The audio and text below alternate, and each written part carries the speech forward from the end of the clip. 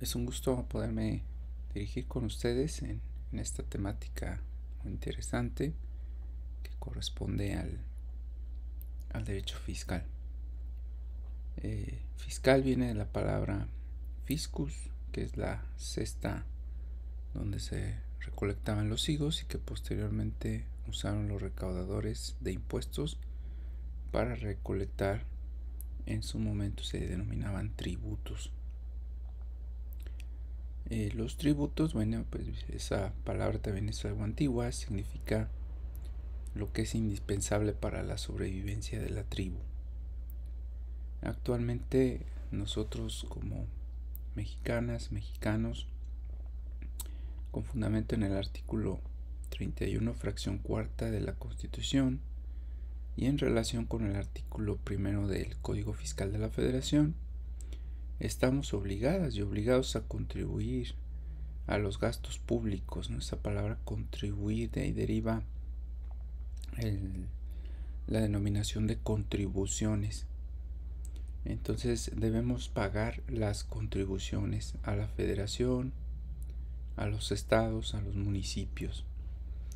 Y las contribuciones más importantes, bueno, pues son los impuestos, ¿sí? Aunque hay otras como las aportaciones de seguridad social, las contribuciones de mejoras cuando alguien se beneficia de obras públicas, tiene que pagar, y los derechos, por ejemplo, por la expedición de un pasaporte. ¿Cuándo surge nuestra obligación de pagar las contribuciones? Porque muchas personas piensan que es mientras no las detectan o no las detecten, pues no están obligadas, ¿verdad? Bueno, pues las contribuciones se generan cuando nosotros realizamos, se llama en la teoría del derecho fiscal, se llama hecho generador. El hecho generador pues es una actividad económica principalmente que deriva en que obtengamos ingresos, y al momento que nosotros obtenemos ingresos, bueno, pues vamos a ser sujetos del pago de contribuciones. En específico, bueno, pues el artículo 6 del Código Fiscal de la Federación nos dice que las contribuciones se causan, es decir, el momento de su causación, es decir, cuando nos vemos obligados a pagarlas, pues cuando realicemos alguna situación jurídica, por ejemplo, una compra, una venta, una escrituración respecto a una compra-venta de un inmueble, es una situación jurídica, o un hecho, ¿verdad?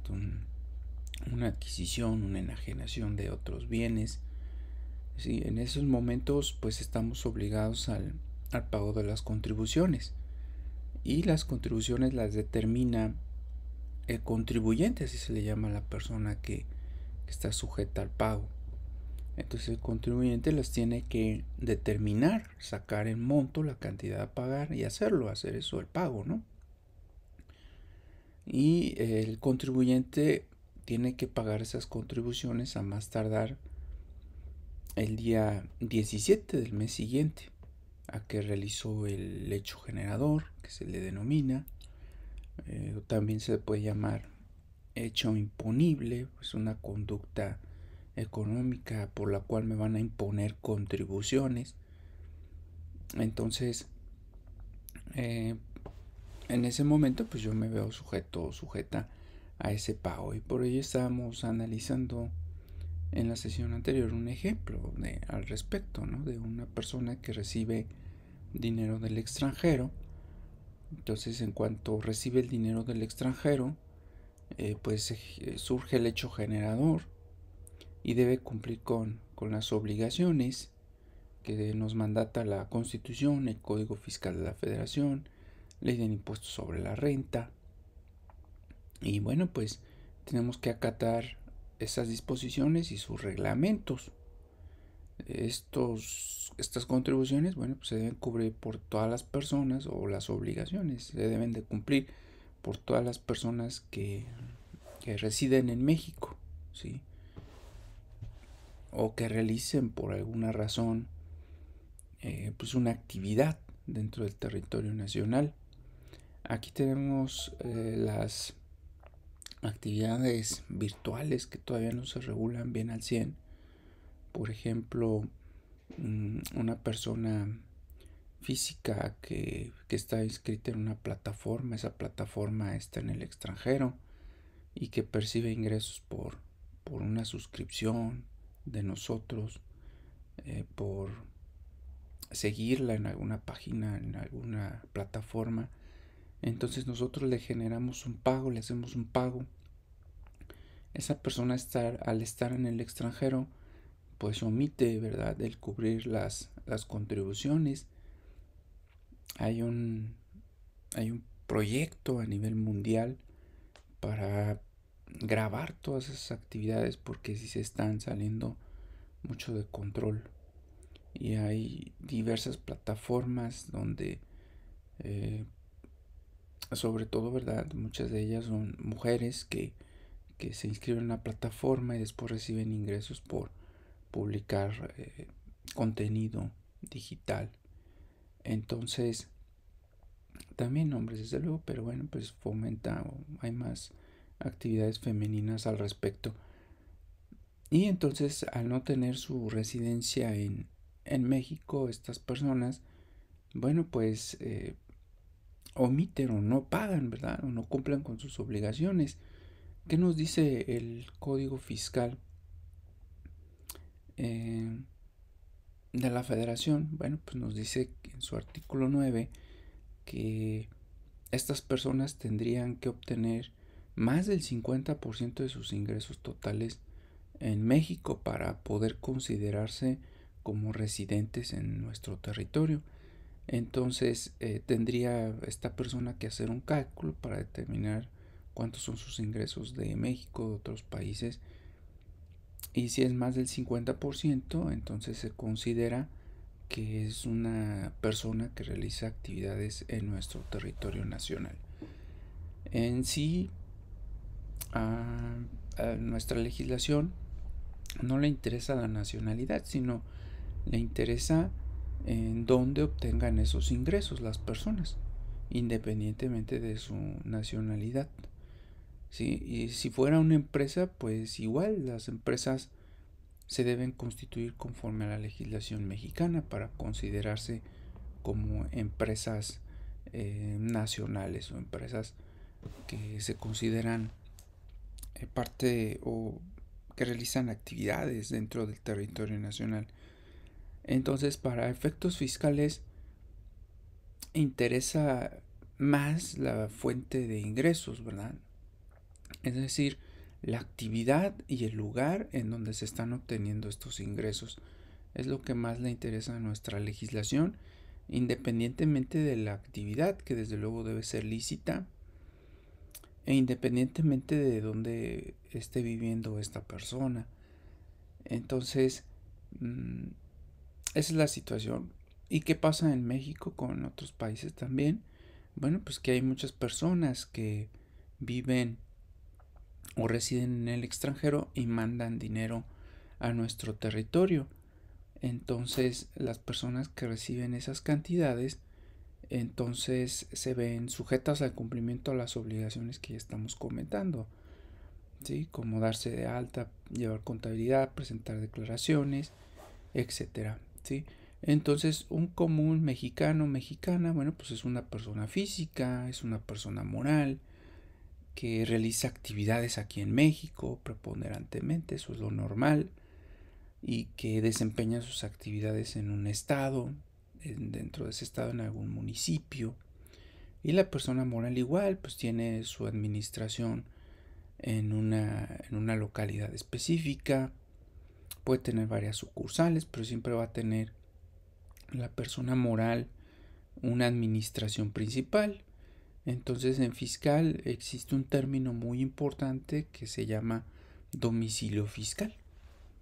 Ese domicilio fiscal sirve para efectos de inscribirse, sirve para efectos de cumplir con nuestras obligaciones y para que una autoridad en un momento determinado nos audite. Para eso sirve el domicilio fiscal. Entonces, la persona que reside en el extranjero pues no necesita tener un domicilio fiscal en México. Pero ya quedamos hace un momento que si más del 50% de sus ingresos los percibe en territorio nacional, sí necesitaría tener un domicilio específico aquí concreto en nuestro país. Entonces comentamos la sesión anterior, si alguien recibe ingresos en el extranjero, los deposita para mandarlos a México, y aquí viene la situación, una persona en México recibe ese dinero. Yo puse un ejemplo de alguien que reside en el extranjero y deposita, pero ya tenemos también ese tipo de procedimientos de manera interna. Muchas personas depositan, ya sea para hacer un pago, para hacer un donativo. Sí les quiero comentar que en fiscal es muy importante, si no es un servicio, ¿verdad? Es muy importante que un servicio, por ejemplo, que nos brinda un médico, un dentista, un abogado, un arquitecto, si no es un servicio de ese tipo, bueno, pues nosotros deberíamos de considerar el hecho de que siempre debe haber un contrato. Es decir, todas las personas con las que tenemos un vínculo jurídico, pues sí debemos tener un respaldo legal de esa operación que estamos realizando.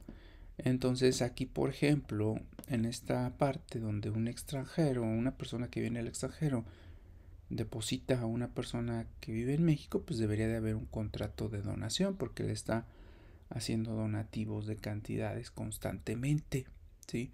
El problema es que no se hacen los contratos, no se da de alta a las personas, no expiden comprobantes por esas operaciones. Entonces genera todo un caos, un caos jurídico, porque estamos dejando de cumplir con diversas obligaciones a las cuales estamos sujetas o sujetos específicamente. Entonces, si yo recibo un depósito a mi nombre, sea que venga del extranjero, sea que ese dinero se obtenga del territorio nacional, pues debo cumplir con las obligaciones fiscales, ¿sí?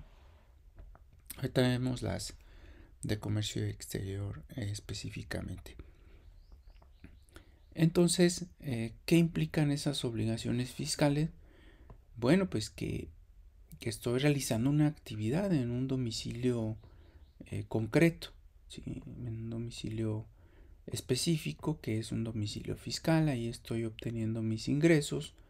Entonces lo correspondiente en cuanto yo tengo ingresos es pues que me debo inscribir, ¿sí?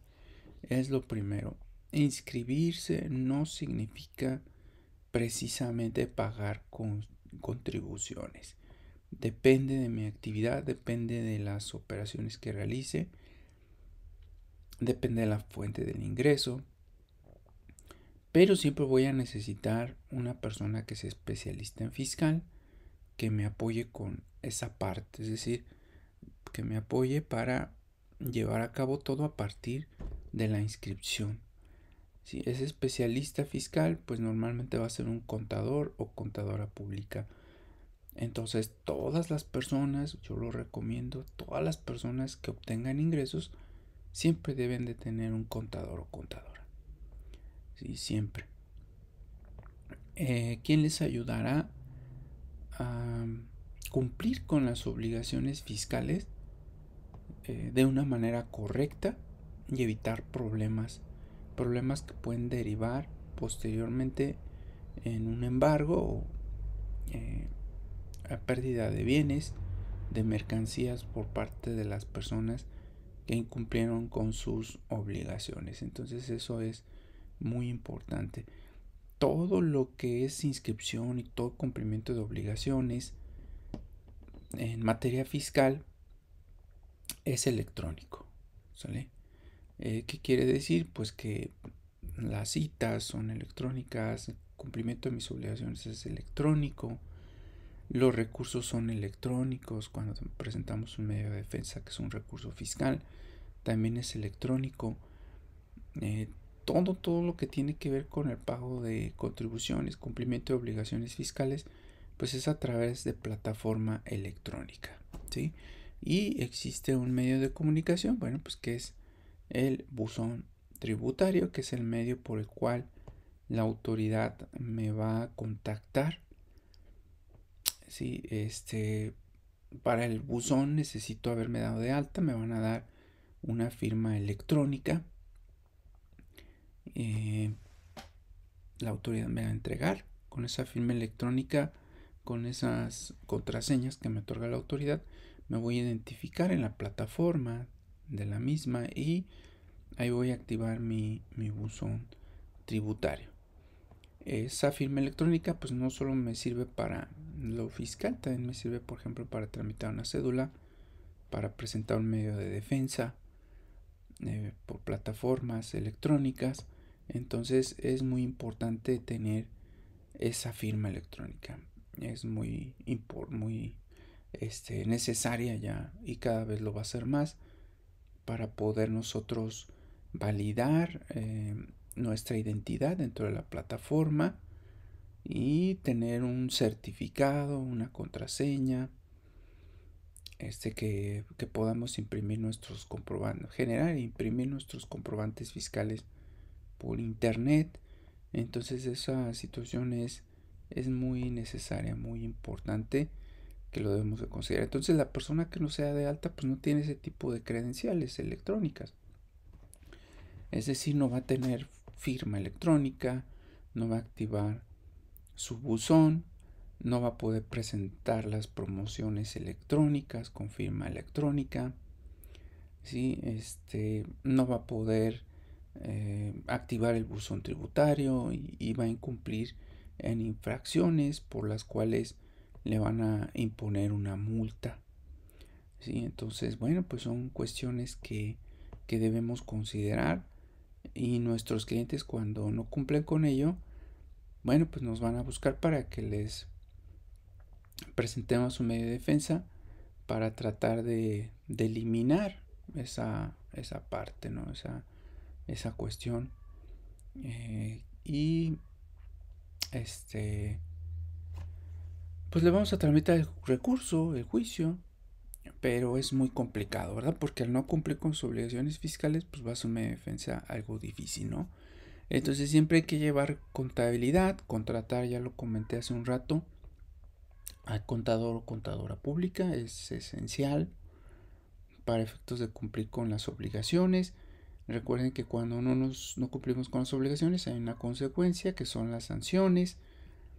Todo lo que emita la autoridad está sujeto al cumplimiento al respeto de nuestros derechos como contribuyentes, que también ya hemos comentado. Es decir, a los medios de defensa yo acudo a impugnarlos para que se hagan valer el respeto de los derechos fundamentales de mis clientes, de los contribuyentes. Entonces eso es muy importante que lo consideremos. Y el CP, el contador público, nos va a ayudar. Si son grandes empresas, tienen un CPC, que es un CPC, contador público certificado. Ellos dictaminan que toda la contabilidad en las empresas grandes es correcta, ¿sí? Tenemos que presentar las declaraciones. En su caso, pagar. No siempre vamos a pagar, depende de dónde se generó el ingreso, depende de nuestras actividades, depende de nuestros gastos, de nuestras pérdidas. Entonces de ello depende, ¿sí? No siempre se va a pagar. Hace un rato comenté, pagamos a más tardar el día 17 del mes siguiente a que se generó el hecho, que se llama hecho generador. Entonces siempre vamos a pagar mediante declaración de impuestos. Previa a la declaración, pues vamos a llevar la contabilidad y vamos a tener ese asesor o asesora. Las personas no quieren contratar a un contador o contadora, pero después las consecuencias son muy fuertes, ¿sí? Muy fuertes. En ocasiones, bueno, pues vamos a tener a responsables solidarios de nuestra obligación. El responsable solidario más importante, bueno, pues son los administradores de las empresas. Son quienes adquieren también la responsabilidad por la empresa si no se lleva la contabilidad, si no se pagan las contribuciones, ¿no? Ese es uno de los principales. Si es un menor de edad, bueno, pues su tutor, tutora, serían los responsables solidarios, ¿sí? Entonces, En su caso, pagar. El contador pues también nos va a ayudar a hacer el pago. ¿Sí? Y si no pagamos, bueno, pues entonces nos van a embargar. Es un delito fiscal. Para defendernos de este asunto, bueno, pues usamos el derecho procesal penal fiscal. Y si nada más es una cantidad de dinero lo que nos están cobrando, utilizamos la defensa fiscal. Normalmente la autoridad no ejecuta los procesos penales. Son muy pocos procesos penales que hay en fiscal. Lo que más hay son créditos, es decir, cantidades que me están cobrando. Y para ello pues utilizamos la defensa fiscal, que es el recurso, el juicio y posteriormente el amparo. Entonces eso es muy importante. Antes de... ¿Y cuánto vamos a ganar o no vamos a ganar el asunto? Pues es incierto. Si un cliente incumplió,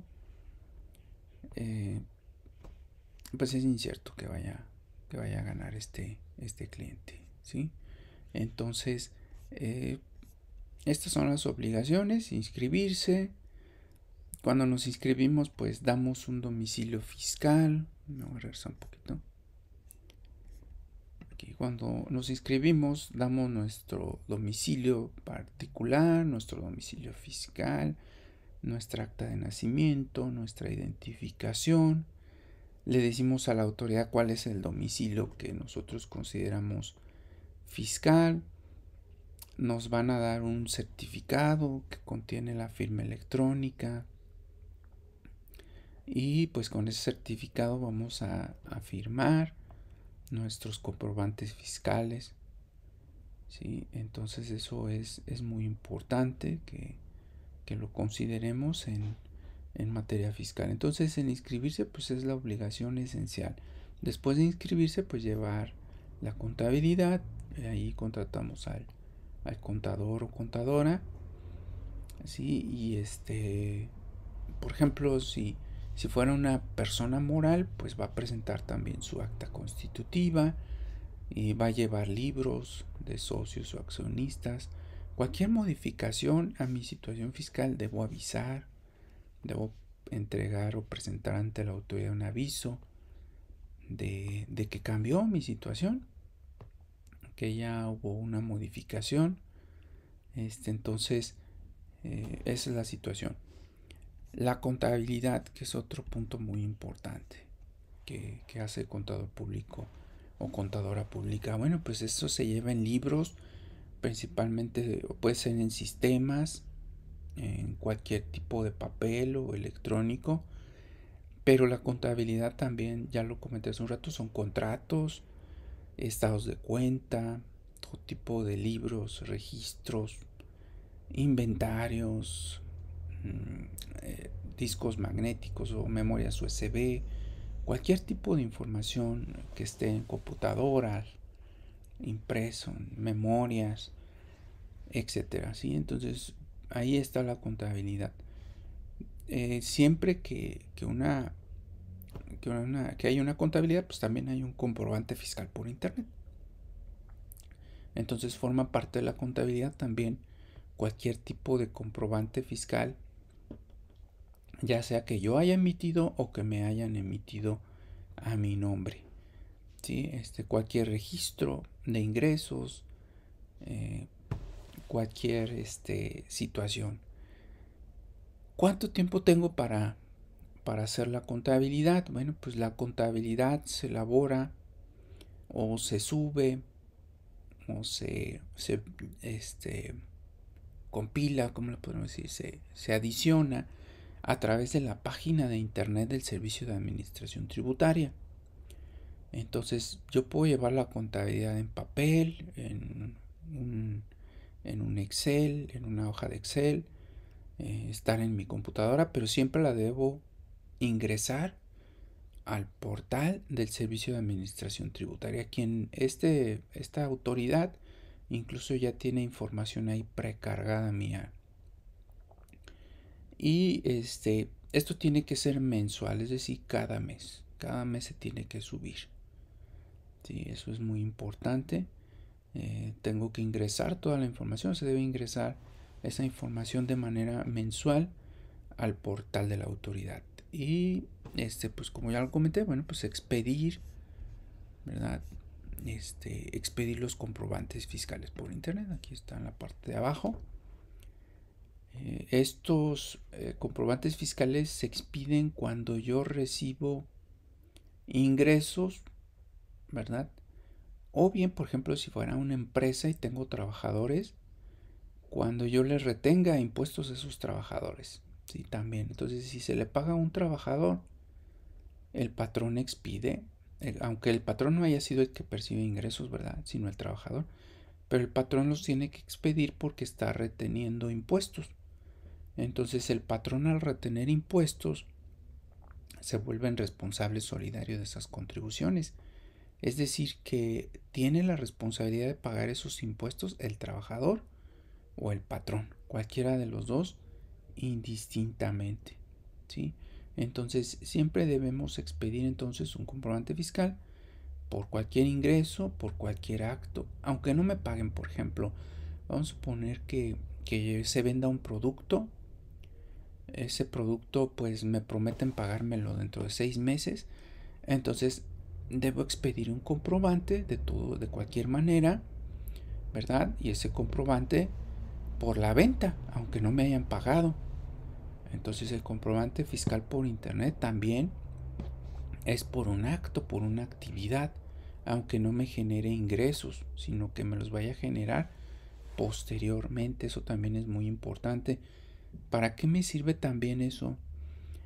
Por si no me paga, el comprobante fiscal puede servir para tramitar un medio de defensa, para tramitar una demanda, tratando de recuperar esas cantidades de dinero. Entonces, por eso les comenté hace un rato, debemos firmar un contrato de compra-venta y expedir el comprobante fiscal por internet, aunque no me paguen. Ambos documentos me van a servir para demandar a esa persona si no cumple con sus obligaciones y para reportarle a la autoridad que tuve una pérdida si es que no me paga. Las pérdidas son deducibles de impuestos, ¿sí? Entonces ahí está, eso es algo muy importante. También cuando se traen mercancías del extranjero a México, de la misma manera que se importan, siempre debe haber un comprobante, ¿sí? Entonces eso es muy importante. Para poder expedir los comprobantes, ya lo comenté hace un rato, me debo dar de alta y la autoridad me va a dar un certificado, ¿verdad? Para poder firmar esos comprobantes y poder cumplir con mis obligaciones de expedirlos, ¿sí? Antes de sellarlos o de firmarlos, la autoridad siempre va a recibir una copia. De todas mis operaciones, la autoridad va a tener una copia de esos comprobantes, ¿sí? Y es decir, la autoridad ya sabe las operaciones que realizaron, es decir, los comprobantes que expedí o los comprobantes que me expidieron. Esto es muy importante. Entonces, esos comprobantes fiscales pues van a tener los datos, ¿verdad? Los datos de las personas, de ambas que intervinieron en la operación. Va a tener su nombre, su registro federal de contribuyentes, va a tener todos los requisitos como el domicilio fiscal de ambas personas, código postal, las actividades a las que se dedica o realiza, el RFC, que es la clave que se otorga por la autoridad también, ¿sí? Que trae una homoclave, que son los 3 últimos dígitos, que pueden ser letras, números, ¿sí? El comprobante va a tener pues las cantidades de la operación, si se pagó, no se pagó, cómo se hizo el pago, si es a plazos o si es en una sola exhibición. Entonces el comprobante ampara todo lo que tiene que ver con la operación. Si es un donativo, va a venir si es un donativo, va a venir si es una venta, si es una renta, etcétera, ¿no? Va a tener todos los datos. Va a tener el valor, sin IVA, con IVA, el impuesto al valor agregado, es algo que se desglosa en el comprobante fiscal, además del impuesto sobre la renta. Va a tener entonces desglosados el importe, ¿verdad? Con número, con letra. Va a tener si se generó o no se generó un impuesto, ¿sí? Etcétera, ¿no? Entonces, son elementos esenciales de todo comprobante fiscal por internet. Y la contabilidad pues se debe proporcionar a la autoridad cuando la necesite, cuando la solicite, y va a formar parte los comprobantes y los contratos. Entonces, si se fija, no es simple el tributar, son muchas obligaciones, son muchas cuestiones. Las personas que se dediquen a actividades, a negocios, pues deben tener una persona que haga o cumpla con todas estas obligaciones, domine todos estos temas. Nosotros como fiscalistas pues los ocupamos esta información para llevar a cabo medios de defensa cuando el cliente nos solicite una asesoría porque ya tiene un problema, tiene un crédito, tiene un delito, ¿sí? Entonces para eso ocupamos también mucho esta información. Y bueno, pues reiterar, la contabilidad es electrónica, la debemos de tener siempre, no se nos puede perder, eso es muy importante. Muchas personas pueden decir, ¿qué pasa si se me pierde la contabilidad? No se puede perder. Si se perdió por mi negligencia, voy a tener responsabilidades, ¿sí? Debe ser por caso fortuito o fuerza mayor. ¿Qué es el caso fortuito? Pues algo que yo no pude prever, que fue más allá de mis posibilidades, ¿no? Por ejemplo, muchos dicen, se me quemó la computadora. Eso no es caso fortuito, fuerza mayor. Yo debía haber previsto el respaldo de la información para que no se me perdiera en el caso de que se quemara la computadora. ¿Sí? Caso fortuito, fuerza mayor, dejó la computadora en un lugar específico, viene una inundación, se lleva todo lo de que está ahí en ese lugar, establecimiento, la lluvia, la corriente fuerte del agua, desde luego. Entonces ese sería un caso fortuito, fuerza mayor, ¿sí? Pero que se haya quemado la computadora, pues no, porque yo debía haber previsto eso. Todo lo debemos de tener respaldado en la nube. Toda persona que lleva contabilidad debe contratar un respaldo, ¿sí? Para poder tener resguardada esa contabilidad. La nube pues se paga, es un servicio que se paga porque me guarden, porque me cuiden, porque me custodien mi contabilidad, ¿sí? En un archivo electrónico virtual, en una nube, para que ahí siempre esté. Entonces la contabilidad no se puede llevar en un disco duro común y corriente, se tiene que respaldar. Y si son papeles, pues deben estar protegidos en el caso de que pudiera haber un incendio o que pudiera haber una inundación, ¿sí? Deben estar protegidos en la medida de lo posible, resguardados para evitar ese tipo de problemas. Y aún así no lo pude impedir y se dio la pérdida de esa información, bueno, pues se tiene que documentar, ¿verdad? Muchas personas acuden a presentar una querella ante la autoridad investigadora para tener una constancia de que ocurrió esa situación. Se guardan registros de periódicos donde conste que se perdió esa información, publicaciones electrónicas en páginas. Hay que documentar que fue una fuerza mayor, que no se pudo impedir, que alguien llegó, quemó, pues yo no lo pude impedir. Entonces eso es muy importante respecto a la contabilidad. Sí, entonces no sé si hasta aquí tendrían alguna duda.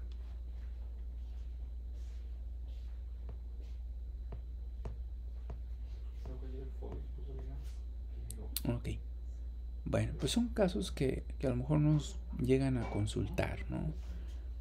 Nos van a pedir nuestra asesoría, nos van a, oiga, ocurrió esto, ocurrió aquello, pues son cuestiones, ¿no? Muchas personas también estilan guardar su dinero en las cajas populares, ¿no? En las sociedades cooperativas de ahorro y préstamo, así se le denominan. También esas sociedades cooperativas pues son instituciones financieras, ¿no? Ahorita vamos a comentar esa parte. Todas ellas tiene que reportar al Servicio de Administración Tributaria. Muy bien, estos son los impuestos normales, ¿no? Pero hay otros que son los impuestos al comercio exterior. Los impuestos al comercio exterior hay una ley. Hay una ley, del impuesto general de importación. Está ley de comercio exterior, está ley aduanera, que son las disposiciones que regulan la entrada de mercancías a México. De la misma manera, todo lo que entra a México debe pagar impuestos. Impuestos al comercio exterior, impuestos como el IVA, cuotas compensatorias incluso, que son cargos adicionales a las mercancías para proteger al mercado nacional. Entonces, por ejemplo, zapatos aquí se producen en Guanajuato, en León, pero hay zapatos chinos. Los zapatos chinos son más económicos. Si los dejaran entrar a México a su valor original, destruirían el mercado nacional. Entonces, todos los zapatos chinos entran a un precio muy elevado, no porque eso cuesten, sino porque les imponen cuotas compensatorias. Es decir, le ponen un sobreprecio para equilibrarse con los zapatos mexicanos. Entonces vemos zapatos hechos de plástico, ¿verdad? En su mayoría, o sintéticos se les llama, que cuestan igual que unos zapatos de una marca conocida de aquí de Guanajuato, ¿sí? De la ciudad de León. Y ambos, los importados son de una marca muy famosa o marcas famosas y cuestan 2.500, ¿no? Esos zapatos que vienen de China no cuestan 2.500, cuestan por mucho 1,000 pesos, pero el gobierno les impone el otro cargo de 1.500 para que entren al mismo precio que los que son de piel, de cuero, aquí que se hacen en Guanajuato. Entonces, esos zapatos hechos en Guanajuato cuestan igual 2.500, pero son de piel, son de cuero, y los que traen de China son sintéticos. Entonces cuestan igual. Pensamos que son buenos porque cuestan igual que los de cuero, que los de piel, pero no es así, son más baratos porque esas cuotas compensatorias, que son gravámenes que se imponen antes de entrar a territorio nacional, se realiza para que los productos sean competitivos y no destruyan el mercado nacional, porque lógicamente que si son de una marca reconocida, muy bonitos, muy vistosos, pues los voy a preferir si cuestan 1,000 pesos a 2.500 que cuestan los mexicanos, que no son de marca muy conocida, ¿verdad? Entonces, esa es la situación. Entonces, muchas personas traen, ¿verdad?, productos para venderlos en los tianguis o bien en plataformas de internet, en Facebook, Mercado Libre. Entonces, muchas personas venden esos productos. No sé, no me consta si sean, como les denominamos, piratas o si sean originales, pero los venden muy baratos. Los venden al costo y con ganancia, un poco de ganancia, ¿sí? Con su precio muy inferior al real. ¿Sí? Y podemos ahorita meternos y ahí googlear y hay muchas ventas de ese tipo de productos. Entonces están los tianguis o están esas plataformas, ¿sale? Supongamos que la persona que los vende pues los trae en su vehículo para transportarlos o los fue a recoger a un lugar específico. Entonces, si a alguien lo detienen o hacen la detención de esa persona con esa mercancía, ya sea que la haya vendido, que la haya comprado o que la haya para consumo personal, o bien que la haya adquirido para la venta, independientemente de eso, toda mercancía importada debe tener un comprobante fiscal, una factura le denominamos. Si esa mercancía no trae una factura, un comprobante de cuándo se compró, dónde se compró, a qué precio se compró, Si no trae un comprobante fiscal, entonces la persona que posee esa mercancía se va a ver sujeta al pago de las contribuciones y además a que se la quiten por introducirla ilegalmente al país. Puede ser ropa, puede ser bisutería, puede ser calzado, puede ser bolsas de dama, perfumes, etcétera, ¿no? Entonces, todas esas personas, cuando son detenidas, se le van a pedir el comprobante fiscal por internet. Ya quedamos que ante toda operación debemos expedir un comprobante fiscal por internet, ante toda operación. Y ese va a amparar, lo comenté, ¿no? El valor, la fecha de la operación, los datos de las partes, todo lo que comenté que debe contener un comprobante fiscal por internet, ¿sí? Si no lo trae esa persona, esto puede incluir un vehículo, de estos que haya muchos ahora, otra vez, muchos vehículos de procedencia extranjera.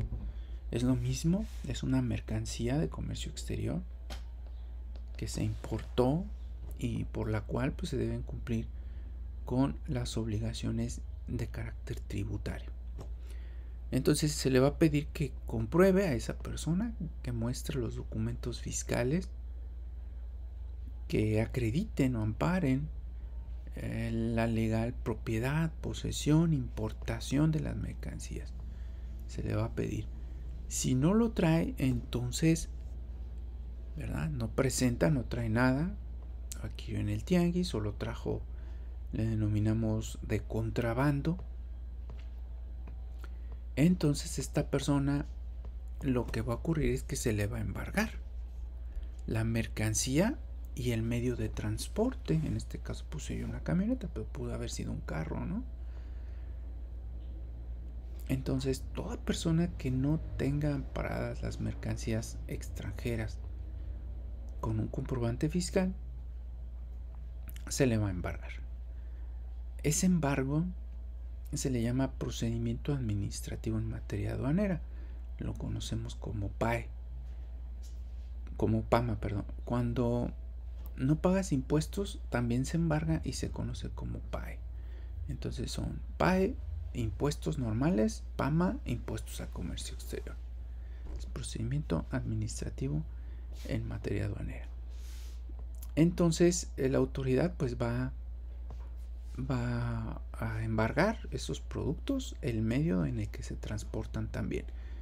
El medio en que se transportan es garantía, es una garantía de pago de los impuestos. Y el embargo de las mercancías se decomisan y se pierden porque no pueden circular en territorio nacional. ¿Sí? Entonces, esa es la situación que puede ocurrir, ¿no? Ante esto. Entonces, siempre me van a dar una garantía de audiencia, siempre. Antes de que una autoridad me embargue o me multe, me van a otorgar una garantía de audiencia. ¿Qué es eso?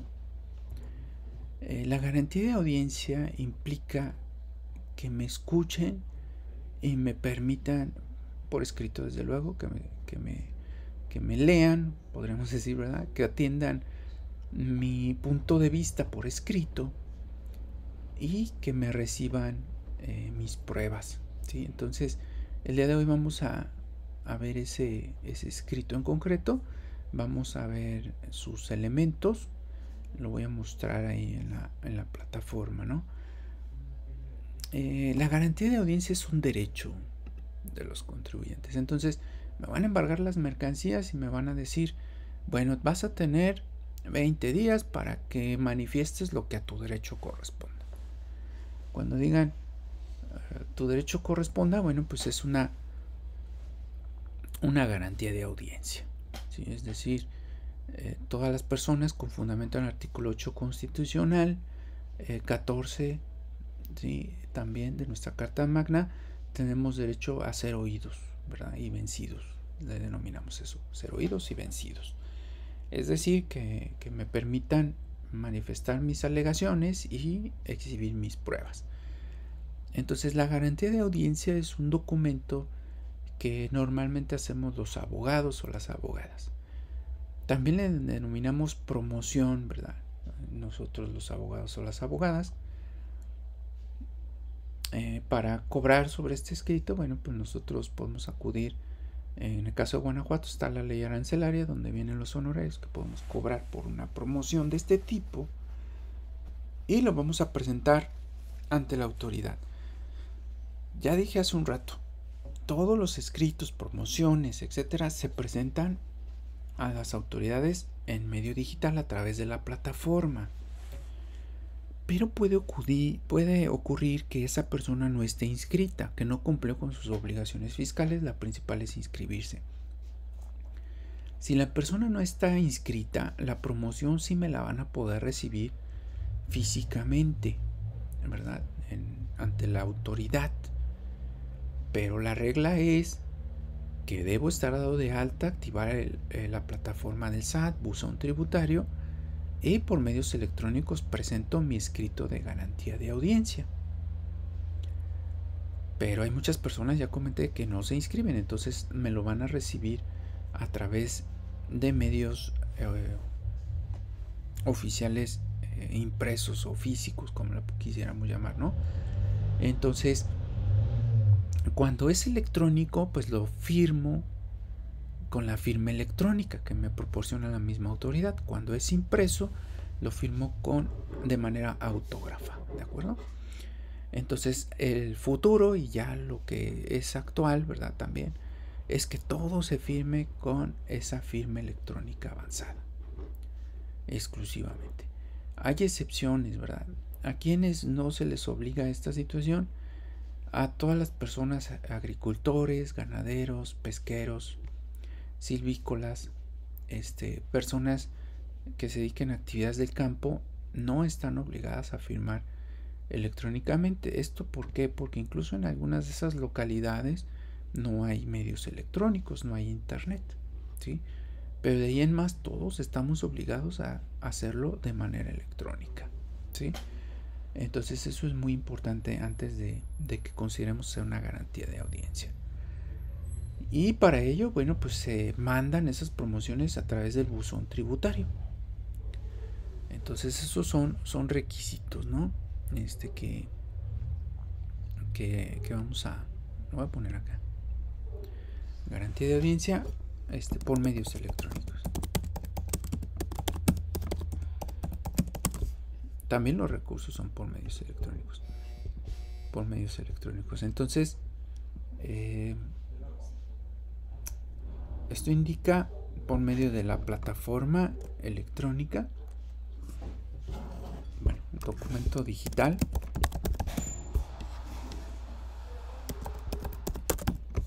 ¿sí? Por medio de buzón tributario.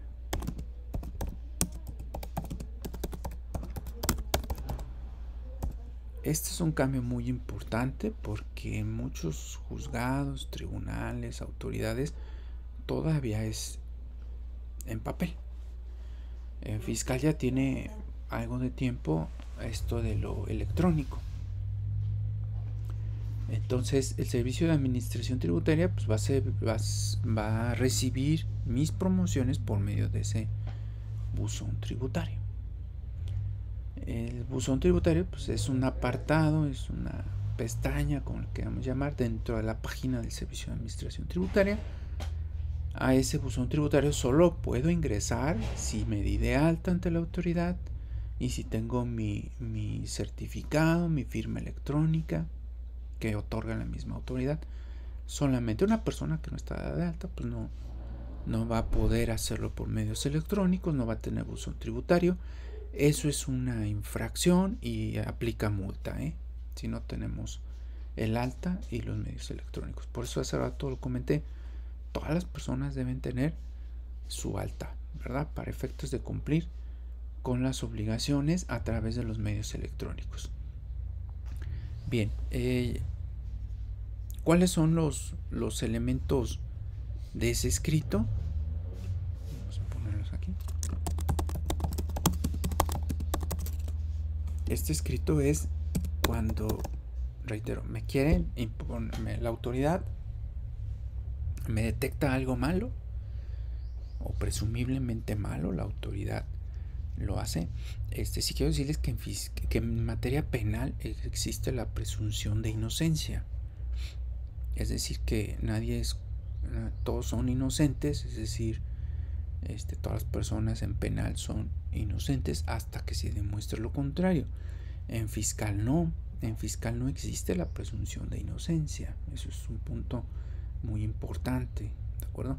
En fiscal, lo que diga la autoridad, eso es, ¿sí? Entonces, si la autoridad dice que yo no pagué las contribuciones, si la autoridad dice que yo traía mercancía del extranjero que no se pagó impuestos, bueno, soy culpable, ¿sí? Soy culpable y tengo que demostrar lo contrario. Así era antes en materia penal. Todas las personas eran culpables y tenían que demostrar lo contrario, ¿sí? Cambió. En fiscal sigue igual como antes era en penal. Entonces, este escrito lo tengo que elaborar para acreditarle a la autoridad que soy inocente, porque a mí me corresponde hacer esa aclaración. ¿Estamos? Y tengo que agregar los documentos, las pruebas que así lo acrediten, ¿sí? Entonces, elementos del escrito, ¿sí? Primero va a tener pues los datos generales, ¿verdad? Va a tener un encabezado. Lo vamos a dividir. Encabezado, proemio,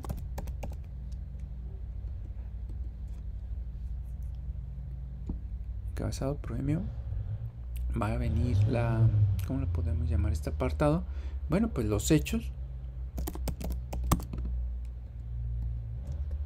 Ahorita desglosamos cada uno. Las pruebas, lo que se pide, que se llama puntos petitorios.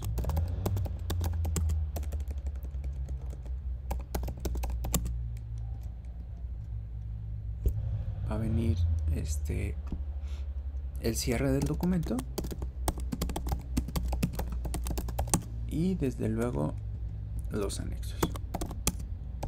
Luego se nos olvidan ahí los anexos. Entonces, ¿qué trae el encabezado de ese escrito? El encabezado va a tener en la parte superior derecha, va a tener el expediente. La autoridad me va a entregar ahí cuando me diga estás mal por esto. Ese documento que me entrega la autoridad donde dice lo que yo hice mal va a tener un número de expediente.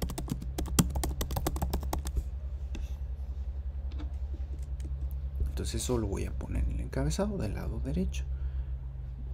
Va a tener también del lado derecho el asunto. El asunto, bueno, pues es la garantía de audiencia.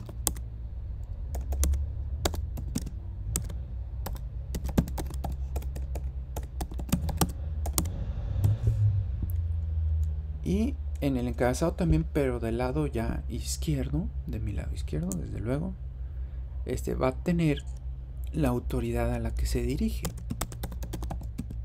¿De dónde lo saco? Del acto que me están entregando. Ahí están los datos de la autoridad. Va a venir su domicilio, ¿sí? Bueno, vamos a ponerla a qué autoridad se dirige. Autoridad fiscal a la que se dirige. Muy bien, porque vamos a pensar que está un particular o por el estilo. No, va a ser una autoridad fiscal siempre. Y esa autoridad fiscal, su nombre, su cargo, va a estar en ese documento que me entrega. Sí, ahí va a aparecer. Y a ella se lo voy a dirigir porque ella me está pidiendo que aclare la situación. Esto va en el encabezado, en la parte de arriba del documento. Ahorita lo vemos ya el esqueleto por ahí ya terminado, que está en un momento se los muestro. Y luego viene el proemio. A este proemio se ponen los datos y los fundamentos, ¿verdad? Datos particulares y fundamento. Fundamento normalmente va a ser el 8 constitucional, el 18 del Código Fiscal de la Federación, ¿sí? Y los fundamentos que me haya puesto la autoridad. Siempre la autoridad me dice, vas a tener tantos días para aclarar con fundamento en tal. Entonces, esos fundamentos que me puso la autoridad en el documento, también los voy a poner aquí. Entonces, trae datos y fundamentos. Por eso es que hace un rato les comenté, digo, lo puede hacer cualquier persona, pero normalmente nosotros lo hacemos como abogados, como abogadas, porque tenemos que fundamentarlo, y es lo que a veces personas que no estudiaron derecho, a veces, ¿verdad? No todas, pero a veces pueden llegar a ignorar esta parte de que debe tener fundamentos el escrito. Entonces, ¿qué datos o particulares o fundamentos va a tener este documento? Bueno, pues va a tener todos mis datos fiscales, ¿verdad? ¿Cuáles son mis datos fiscales? Pues nombre. Si soy una empresa, pues la denominación de la empresa o su razón social. Va a tener el domicilio fiscal. Bueno, dos domicilios, ¿verdad? Domicilio. Va a tener dos. Va a tener el particular. Si es que tengo dos, hay personas que es el mismo. El particular y el fiscal. ¿Sale? Y para recibir notificaciones.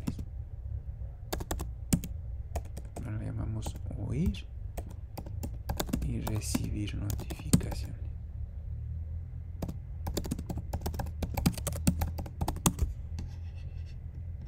Bueno, para la siguiente sesión vemos la consulta fiscal para ver de qué se trata y cuáles son los elementos de ese escrito. Muy bien, entonces por esto es muy importante, porque por esto cobramos dinero, ¿verdad? Por hacer este documento. Entonces, domicilio particular, el fiscal, para recibir notificaciones. Quiero comentarles que puede ser el mismo para los tres, ¿eh? Puede ser el mismo. El fiscal puede ser el particular y puede ser el de recibir notificaciones. O puedo vivir en un lado, puede mi fiscal en otro, y notificaciones el del abogado o de la abogada que está haciendo el escrito, ¿sí? Entonces ahí está el domicilio como dato también. Siguiente, además del domicilio va a tener el RFC. Es el Registro Federal de Contribuyentes que me otorgó la autoridad. Si no me di de alta, pues tengo que sacar mi RFC. Ahí en internet hay páginas, si ustedes se meten, le ponen cómo sacar mi RFC y ahí les va a dar su RFC en particular. ¿Qué contiene el RFC? Bueno, pues es el apellido, la primera letra del apellido, la primer vocal del apellido, el segundo apellido, la primera letra y su primer nombre. La primera letra son 4 letras, lo que tiene primero, y luego viene el año. Después viene el mes en que naciste, año que naciste, mes en que naciste y el día. Eso son lo que se compone el RFC. Y luego viene el homoclave. Si no estoy dado de alta, pues les dije hace rato, son 3 dígitos. Pues hay que ponerle ahí 000. Serían 3, ¿verdad? 3 dígitos. Entonces, si no estoy dado de alta, de cualquier manera debo de poner el RFC, el Registro Federal de Contribuyentes, ¿sale? ¿Para qué sirve el Registro Federal de Contribuyentes? ¿Para qué sirven estos datos del domicilio? Pues para saber que a esa autoridad le corresponde atender mi petición o mi escrito, ¿sale? Entonces es muy importante. Entonces el RFC va por apellidos, ¿verdad? Es la primera letra de mi apellido, la primer vocal de mi primer apellido, la primera letra de mi segundo apellido, y después la primera letra de mi nombre, y después año, mes y día, y la homoclave, ¿no? Si no me lo sé, lo tengo que poner. Ya casi todas las personas tienen su RFC. ¿De dónde lo saco? También de la CURP o del CURP o del INE. Le llamamos también a la identificación del Instituto Nacional Electoral. Entonces también en mi CURP, en el INE, ahí está el RFC. ¿Sí? Si no lo sé sacar, si no me acuerdo, no lo tengo, no sé en qué página, lo saco de mi CURP o de mi INE. Ahí viene el RFC también. Y bueno, pues ese dato es muy importante, ¿sí? Esto trae el proemio. Y desde luego, bueno, pues también ya lo comenté hace rato, pero lo voy a anotar nuevamente, ¿sí? Bueno, me regreso. Datos particulares y el fundamento. ¿Qué otro dato particular puedo poner? Bueno, aquí le puse poder recibir notificaciones. Aquí puedo autorizar a una persona para que reciba esas notificaciones.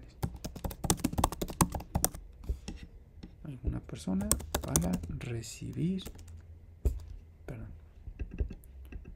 alguna persona para recibirlas. ¿Sí? Entonces ahí puedo autorizar a una persona que en específico escuche, oiga, reciba esas notificaciones, ¿sí? Entonces ahí está. Muy bien. Siguiente elemento aquí dentro del proemio, que también es muy trascendental. Y yo les recomiendo que siempre los pongan porque a veces omitimos esa parte. Yo también, bueno, también ahí nos indica que debemos poner correo electrónico.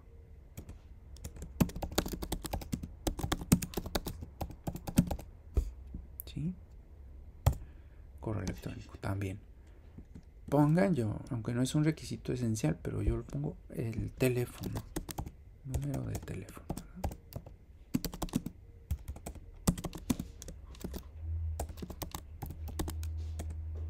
A veces la autoridad solo quiere aclarar algo con nosotros y nos puede llamar, si es el caso. Entonces también es importante el número telefónico, ¿sí? Que también nosotros lo podemos hacer, ¿no? Y pues estos elementos, del teléfono no es esencial, pero yo de todos modos lo pongo, ¿no? Ahí en la garantía de audiencia. Y bueno, pues eso es lo que me marca, pero yo le pongo más cosas, ¿sí? Ahorita lo comentamos. Le voy a poner enseguida los hechos, qué fue lo que pasó. ¿Sí? Pues tal día detuvieron el vehículo, embargaron la mercancía, argumentando que no se tenía la acreditación de las mercancías. No obstante, pues sí se cuenta con esa acreditación, sí se cuenta con los comprobantes. En ese momento, acuérdense, siempre que hagamos un escrito, procurar que todo sea caso fortuito o fuerza mayor. Sin embargo, en el camino ocurrió una situación fuera ajena y la persona le robaron los documentos. Fue algo caso fortuito o los extravió, no sé, algo por el estilo, ¿no? Entonces aquí vamos a poner todo a nuestro beneficio, todo lo que pasó, todo lo que ocurrió. Si sí somos responsables, ¿verdad? En muchas de las ocasiones no presentamos este escrito. ¿Por qué? Porque después de lo que digamos, debemos de tener las pruebas. Entonces tenemos que acreditar el caso fortuito, la fuerza mayor, tenemos que acreditar por qué no teníamos esos documentos, qué fue lo que ocurrió. Entonces muchas personas no tienen pruebas de su actuar correcto, ¿no? En materia fiscal.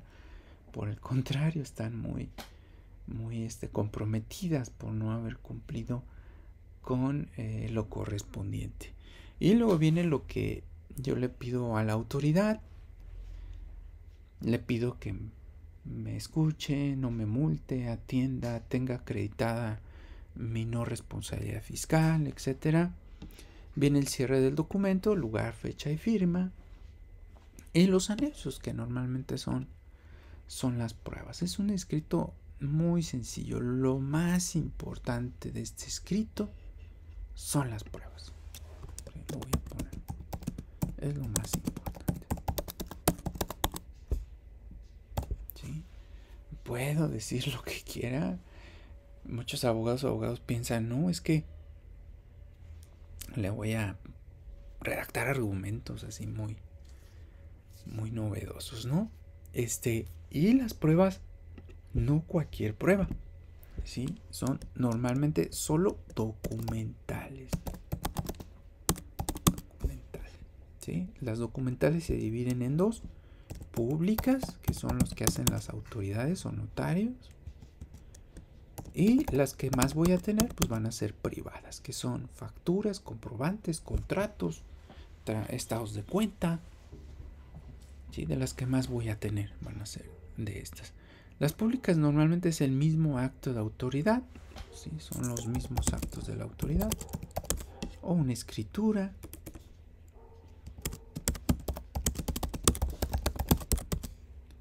alguna escritura pública, notario, un contrato ante notario, ¿sí? Pero de las que más voy a tener van a ser privadas. Por ejemplo, los comprobantes fiscales,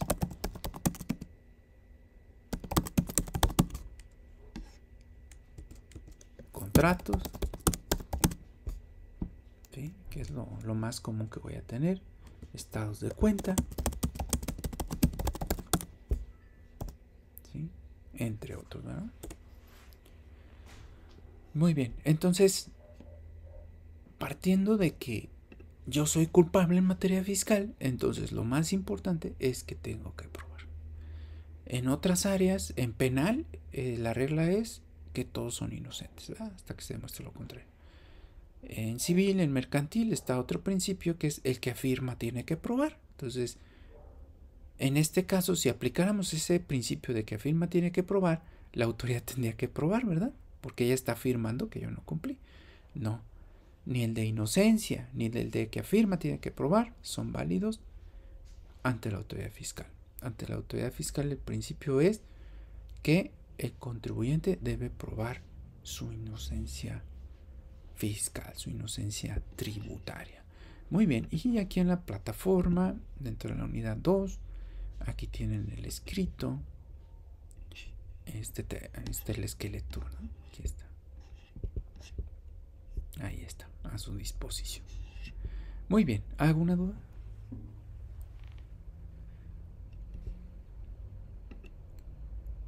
Muy bien, pues muchas gracias por su atención. Vamos a cerrar entonces